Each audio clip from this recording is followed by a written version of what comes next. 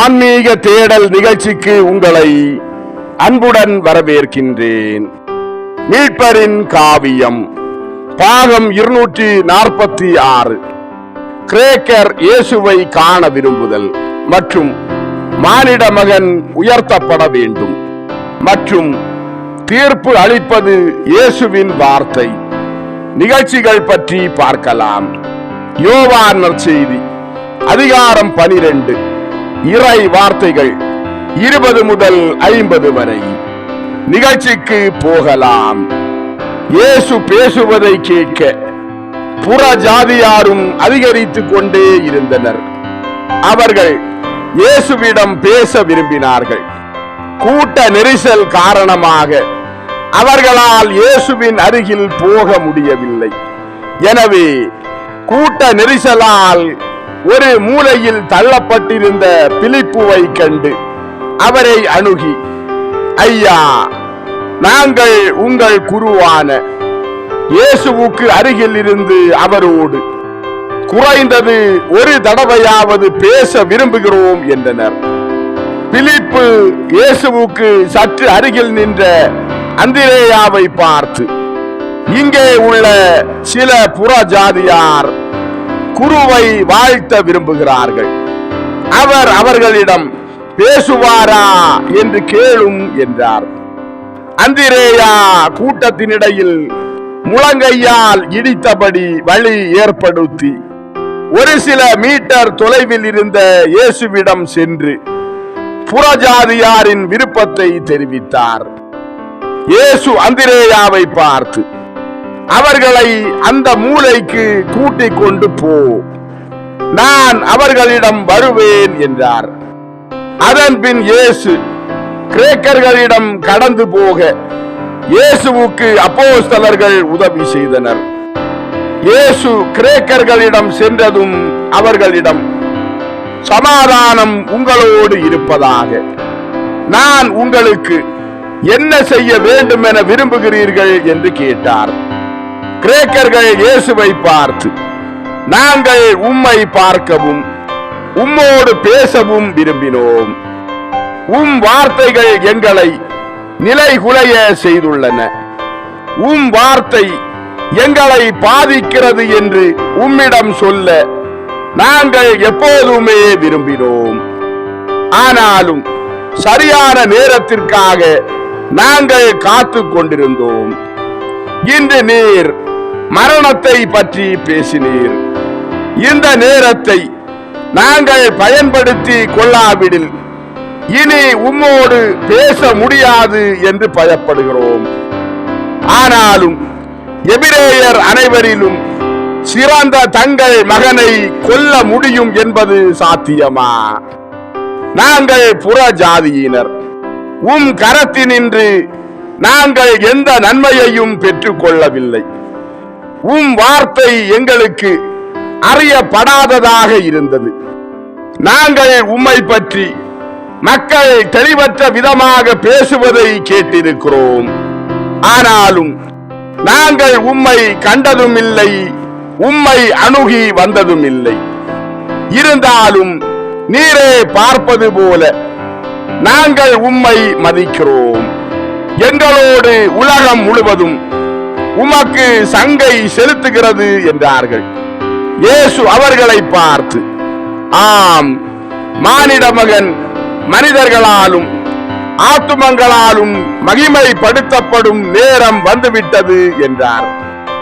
கிரேக்கர்கள் இயேசுவை பார்த்து, நீர் மகிமைப்படுத்தப்படும் நேரம் வந்துவிட்டதென்றால் நீர் சொல்கிறபடி அல்லது நாங்கள் புரிந்து கொள்கிறபடி நீர் இறக்க மாட்டீர். நீர் முன்பே இறந்து விடுவீர் என்றால் உலகத்தை செங்கோலின் கீழ் ஒன்று கூட்ட உம்மால் எப்படி முடியும்? உம்முடைய கரம் மரணத்தால் அசைவற்றதாக இருக்கிறது என்றால் அதனால் எப்படி வெற்றி பெறவும் மக்களினங்களை ஒன்று கூட்டவும் முடியும் என்று கேட்டார்கள். இயேசு அவர்களை பார்த்து, இறப்பதன் மூலம் நான் உயிரை அளிக்கிறேன், இறப்பதன் மூலம் நான் கட்டி எழுப்புகிறேன். இறப்பதன் மூலம் நான் புதிய மக்களினத்தை உருவாக்குகிறேன். பலியின் வழியாகத்தான் ஒருவன் வெற்றியை சம்பாதிக்கிறான். நான் அதிகாரப்பூர்வமாக உங்களுக்கு சொல்கிறேன், கோதுமை மணி நிலத்தில் விழுந்து மடிந்தால் ஒழிய அது பலனற்றதாகவே நிலைத்திருக்கும். அதற்கு பதிலாக அது மடிந்தால் அதன் பின் அது ஒரு வளமான அறுவடையை தரும். தன் வாழ்வை நேசிக்கிறவன் அதை இழந்து விடுவான். இந்த உலகத்தில் தன் வாழ்வை வெறுக்கிறவன் அதை நித்திய வாழ்விற்கு காப்பாற்றிக் கொள்வான். உண்மைக்கு ஊழியம் செய்யும்படி என்னை பின் செல்வோர் அனைவருக்கும் நித்திய வாழ்வை தரும்படி இறப்பது என் கடமையாக இருக்கிறது. எனக்கு ஊழியம் செய்ய விரும்புகிறவர்கள் வரட்டும். என் ராஜ்யத்தில் உள்ள இடங்கள் ஒரு குறிப்பிட்ட மக்களினத்திற்கு என்று ஒதுக்கப்பட்டவை அல்ல. எனக்கு ஊழியம் செய்ய விரும்புகிறவர்கள் யாராக இருந்தாலும் அவர்கள் வந்து என்னை பின் செல்லட்டும். நான் இருக்கிற இடத்தில் என் ஊழியனும் இருப்பான். எனக்கு ஊழியம் செய்கிறவன் ஒரே உண்மையான கடவுளும் பரலோக பூலோக ஆண்டவரும் பிழைத்திருக்கிற சகலத்தினுடையவும் படைத்தவரும் சிந்தனையும் வார்த்தையும் வாழ்வும் வழியும் உண்மையுமாகிய என் பிதாவினால் மகிமைப்படுத்தப்படுவான். கடவுள் பிதா சுதன் பரிசுத்த ஆவியாக திரியேகராக ஒரே கடவுளில் 3 ஆட்களாக ஒரே மெய்யன் கடவுளாக இருக்கிறார்.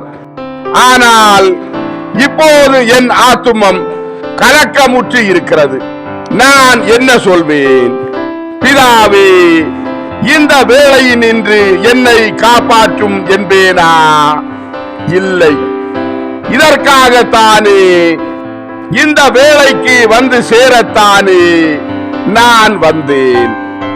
ஆகவே பிதாவே, உமது திருநாமத்தை மகிமைப்படுத்தும் என்பேன் என்று சொல்லி தம் கரங்களை சிலுவை வடிவமாக விரித்து தம் சிரசை உயர்த்தி ஜெபித்து தம்மை ஒப்பு கொடுத்தார்.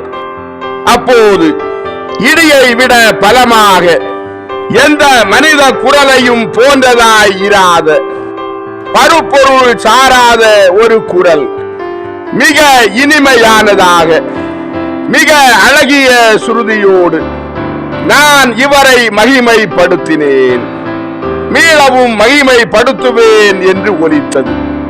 மக்கள் அனைவரும் நடுங்கினார்கள். எபிரேயர்களை திகிலுக்குள்ளாக்கி புற ஜாதியாரை அதிசயத்தில் ஆழ்த்தியது.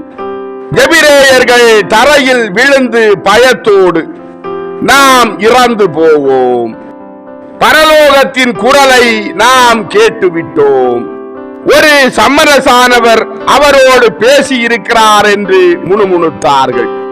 ஆனால் புற ஜாதியாரோ இடி முழக்கம், தொடர்ந்து முழங்கும் கர்ஜனை, நாம் ஓடி போவோம், பூமி உருமி விட்டது, அது அதிர்ந்து விட்டது என்றார்கள். ஆனால் யாருக்கும் ஓடி போக முடியவில்லை. காரணம், கோவில் மதில்களுக்கு வெளியில் இருந்தும் பலர் எங்கள் பேரில் இரக்கமாயிடும், நாம் ஓடி போவோம், இது பரிசுத்த இடமாய் இருக்கிறது, கடவுளின் பீடம் எழுந்து நிற்கிற மலை பிளந்து போகாது என்று கத்தியபடி உள்ளே ஓடி சென்றார்கள். ஆகவே கூட்டமும் பயமும் தங்களை தடுத்ததால் அவர்கள் எல்லோரும் தத்தம் இடத்திலேயே இருந்தார்கள். கோவிலின் திறந்த வெளிகளில் ஆங்காங்கே இருந்த குருக்களும் சட்ட வல்லுநர்களும் பரிசேயர்களும் லேவியர்களும் நீதிபதிகளும் மொட்டை மாடிகளுக்கு விரைந்து சென்றார்கள். பரபரப்பாயும் வாயடைத்து போயும் இருந்தார்கள். கமாலியேல் மட்டுமே முற்றங்களில் உள்ள மக்களிடையே தம் மகனோடு இறங்கி வந்தார். அவர் கடந்து செல்வதை இயேசு கண்டார். இயேசு கமாலியேலை பார்த்தபடி, ஆனால் எல்லோரிடமும் பேசுவது போல தம் குரலை உயர்த்தி, பரலோகத்தினின்று இந்த குரலொலி வந்தது எனக்காக அல்ல, உங்கள் நிமித்தமாகவே. இவ்வுலகத்தின் நீதி தீர்வை இப்போது நிகழ்கிறது. இப்போதே இருளின் அரசன் புறம்பே தள்ளப்பட இருக்கிறான். நான் பூமியினின்று உயர்த்தப்படும் போது சகலரையும் என்னிடம் ஈர்த்து கொள்வேன். ஏனெனில் மானிட மகன் மனிதர்களை ரட்சிக்கும் விதம் இதுதான் என்றார். மக்கள் இயேசுவை பார்த்து, வேத பிரமாணத்தின் புத்தகங்களில் இருந்து கிறிஸ்து என்றென்றும் வாழ்கிறார் என்று நாங்கள் அறிந்திருக்கிறோம். நீரே கிறிஸ்து என்று நீர் சொல்லும் அதே நேரத்தில் நீர் இறக்க வேண்டும் என்றும் சொல்கிறீர். நீர் மானிட மகன் என்றும் உயர்த்தப்பட்ட பிறகு எங்களை ரட்சிப்பீர் என்றும் கூட சொல்கிறீர். அப்படியானால் நீர் யார்? மானிட மகனா அல்லது கிறிஸ்துவா? மானிட மகன் என்பவர் யார் என்று கேட்டார்கள். இயேசு அவர்களை பார்த்து, அவர்கள் இருவருமே ஒரே ஆள்தான். உங்கள் கண்களை ஒளிக்கு திறங்கள். ஒரு குறுகிய காலத்திற்கு மட்டும்தான் ஒளி இன்னும் உங்களோடு இருக்கும். இருளால் நீங்கள் மேற்கொள்ளப்படாதபடி உங்கள் மத்தியில் ஒளி இருக்கும் போது உண்மையை நோக்கி நடங்கள். இருளில் நடக்கிறவர்கள் தாங்கள் போய் சேரும் இடம் இன்னதென்று அறிய மாட்டார்கள். ஒளி உங்கள் மத்தியில் இருக்கும் போது அதன் குழந்தைகளாக இருக்கும்படி அதில் விசுவாசம் கொள்ளுங்கள். என்னில் விசுவாசம் கொள்கிறவன் என்னில் அல்ல, மாறாக என்னை அனுப்பியவரில் விசுவாசம் கொள்கிறான். என்னை காண்கிறவன் என்னை அனுப்பியவரை காண்கிறான். அவர் உண்மையாகவே இஸ்ராயேலின் கடவுளாக இருக்கிறார். ஏனெனில் அவரை தவிர வேறே கடவுள் இல்லை. அதனால்தான் நான் சொல்கிறேன், தாவீதின் சூசையின் மகன் என்றும் மரியாயின் மகன் என்றும் சொல்லப்படுபவரும் தாவீதின் குடும்பத்தை சேர்ந்தவரும் தீர்க்க தரிசியானவரால் காணப்பட்டது போல கன்னிகையிடமிருந்து பிறந்தவரும் தீர்க்க தரிசனங்கள் கூறுவது போல பெத்லகேமில் பிறந்தவரும் பல நூற்றாண்டுகளாக சொல்லப்பட்டு வந்துள்ளது போல ஸ்நாபகரை முன்னோடியாக கொண்டவருமான என்னில் விசுவாசம் கொள்ள உங்களால் முடியவில்லை என்றாலும், பரலோகத்தில் இருந்து உங்களிடம் பேசியிருக்கிற உங்கள் கடவுளுடைய குரலையாவது விசுவசியுங்கள். இஸ்ராயேலின் இந்த இறை மகனான என்னில் விசுவாசம் கொள்ளுங்கள். ஏனெனில் பரலோகத்தில் இருந்து உங்களிடம் பேசியவரில் உங்களால் விசுவாசம் கொள்ள முடியவில்லை எனில் நீங்கள் என்னை அல்ல, என் பிதாவாக இருக்கிற அந்த உங்கள் கடவுளையே நோகச் செய்கிறீர்கள். இருளில் நிலைத்திருக்காதீர்கள். என்னில் விசுவாசம் கொள்கிறவன் இருளில் நிலைத்திராதபடி நான் உலகிற்கு ஒளியாக வந்திருக்கிறேன். நான் எங்கிருந்து வந்தேனோ அங்கே திரும்பி போய்விடும் போது மன அமைதி கொள்ள உங்களால் இயலும்படி மன உறுத்தல்களை உருவாக்கி கொள்ளாதீர்கள். உங்கள் பிடிவாதத்திற்கு அவை கடவுளின் கடுமையான தண்டனையாக இருக்கும். தீர்ப்பு அறிவிக்கப்படும் வரை நான் உங்கள் மத்தியில் இருக்கும் போதே உங்களை மன்னிக்க சித்தமாய் இருக்கிறேன். நான் மன்னிக்க விரும்புகிறேன். ஆனால் பிதாவின் மனம் என் மனதில் இருந்து வேறுபட்டதாக இருக்கிறது. ஏனெனில் நான் இரக்கமாய் இருக்கிறேன், அவரோ நீதியாக இருக்கிறார். நான் அதிகாரப்பூர்வமாக உங்களுக்கு சொல்கிறேன், ஒரு மனிதன் என் வார்த்தைகளை கேட்டும் அவற்றை ஏற்றுக்கொள்ளவில்லை என்றால் நான் அவனை தீர்ப்பிட மாட்டேன். நான் உலகை தீர்ப்பிடுவதற்காக அல்ல, அதை ரட்சிக்கும்படியாகவே உலகிற்கு வந்தேன். ஆனால் நான் தீர்ப்பிடவில்லை என்றாலும் நான் அதிகாரப்பூர்வமாக உங்களுக்கு சொல்கிறேன். உங்கள் செயல்களை கொண்டு உங்களை தீர்ப்பிட ஒருவர் இருக்கிறார், என்னை அனுப்பியவராகிய என் பிதா. தம் வார்த்தையானவரை மறுதலிக்கிறவர்களை தீர்ப்பிடுவார். ஆம், என்னை நிந்தித்து இறை வார்த்தையானவரை ஏற்றுக்கொள்ளாமலும் வார்த்தையானவரின் வார்த்தைகளை ஏற்றுக்கொள்ளாதவனும் தன்னை தீர்ப்பிடுகிறவரை கொண்டிருக்கிறான். நான் அறிவித்திருக்கிற வார்த்தையே இறுதி நாளில் அவனை தீர்ப்பிடும். கடவுள் பரிகசிக்கப்பட கூடாதவர் என்று எழுதப்பட்டிருக்கிறது. பரிகசிக்கப்படுகிற கடவுள் தம்மை பைத்தியக்காரர் என்றும் பொய்யர் என்றும் நினைத்தவர்கள் மட்டில் பயங்கரத்துக்குரியவராயிருப்பார். நான் சொல்ல நீங்கள் கேட்ட வார்த்தைகள் கடவுளிடமிருந்து வருகின்றன என்பதை நீங்கள் எல்லோரும் மனதில் இருத்துங்கள்.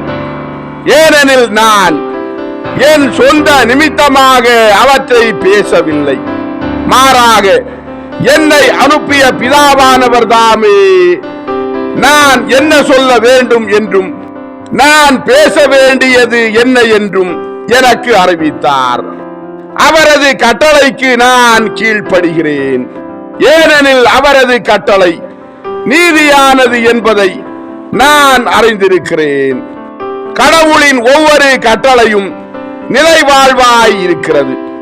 உங்கள் போதகராகிய நான் கடவுளின் எல்லா கட்டளைகளுக்கும் கீழ்ப்படிவதற்கான முன்மாதிரிகையை உங்களுக்காக ஸ்தாபித்தேன். நான் உங்களுக்கு சொன்னவையும் சொல்லிக் கொண்டிருப்பவையும் ஆகிய இவற்றை என் பிதா உங்களுக்கு சொல்லும்படி எனக்கு சொன்னபடியே நான் உங்களுக்கு அறிவித்துக் கொண்டிருக்கிறேன். என் பிதா ஆபிரகாம், ஈசாக், யாக்கோபின் கடவுளும் மோயிசனின் கடவுளும் பிதாக்களுடையவும் தீர்க்க தரிசிகளுடைய கடவுளும் இஸ்ராயேலின் கடவுளும் உங்கள் கடவுளுமாய் இருக்கிறார் என்றார். அன்பார்ந்தவர்களே, ஆன்மீக தேடல் மீட்பரின் காவியம் பாகம் 246 கிரேக்கர் இயேசுவை காண விரும்புதல் மற்றும் மானிட மகன் உயர்த்தப்பட வேண்டும் மற்றும் தீர்ப்பு அளிப்பது இயேசுவின் வார்த்தை நிகழ்ச்சிகள் இதோடு நிறைவடைந்தது. அடுத்த நிகழ்ச்சியில் உங்களை சந்திக்கும் வரை உங்களிடமிருந்து விடைபெறும் உங்கள் ஜான் பிரிட்டோ. ஆன்மீக தேடல் தொடரும். நன்றி.